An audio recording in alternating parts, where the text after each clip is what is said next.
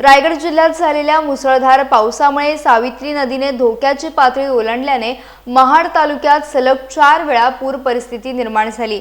या पुराचा मोठा फटका महाड शहरासह ग्रामीण भागाला देखील बसला।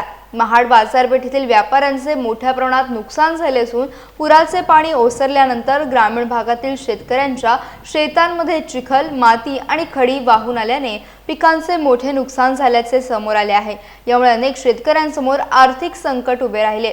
या पार्श्वभूमीवर शरद पवार राष्ट्रवादी काँग्रेस पक्षाचे रायगड जिल्हाध्यक्ष रवींद्र चव्हाण यांनी प्रशासनाने तातडीने नुकसानग्रस्त शेतीचे पंचनामे करावेत आणि प्रत्येक शेतकऱ्याला किमान 50,000 रुपयांची नुकसान भरपाई द्यावी अशी मागणी केली आहे। तसेच महाड तालुक्यासह बाधित भागात ओला दुष्काळ जाहीर करून शेतकऱ्यांना तातडीचा दिलासा द्यावा अशी देखील मागणी त्यांनी केली आहे।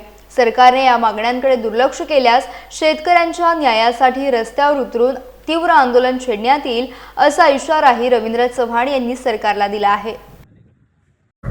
ह्या वर्षी पाऊस उशिरा आला, त्यामुळं मे महिन्याच्या शेवटी आणि जूनच्या पहिल्या पंधरवड्यात ज्या शेतकऱ्यांनी रायगडमध्ये पेरण्या केल्या होत्या त्या उशिरा पाऊस आल्यामुळं त्या वायाला गेलेल्या आहेत आणि त्यानंतर पुन्हा दुबार पेरणी केलेली जी पिकं आहेत तर मागच्या 4-5 दिवसाच्या पूर परिस्थितीमुळं संपूर्ण रायगडमधली शेती ही पुराखाली गेली आणि ते आज आपण जर पाहिलं तर हे पूर्ण पिकं ही सडलेली आहेत।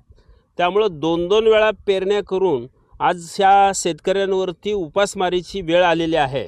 त्यामुळं सन्माननीय मुख्यमंत्र्यांना आणि कृषी मंत्री भरणेमामांना मी रायगडच्या शेतकऱ्यांच्या वतीने विनंती करतो आहे की आपण रायगडमध्ये ओला दुष्काळ जाहीर करावा आणि जिल्हाधिकाऱ्यांनी तातडीचे पंचनामे करून हेक्टरी किमान 50,000 रुपये हे या ठिकाणी शेतकऱ्यांना मदत मिळाली पाहिजे। आणि जर तुम्ही ते करणार नसाल तर राष्ट्रवादी काँग्रेस शरदचंद्र पवार पक्षाच्या वतीनं आम्ही शेतकऱ्यांच्या वतीनं या ठिकाणी तीव्र आंदोलन करू, रस्त्यावर उतरू, रस्ता रोको करू, ह्या पद्धतीची आमची भूमिका राहणार आहे।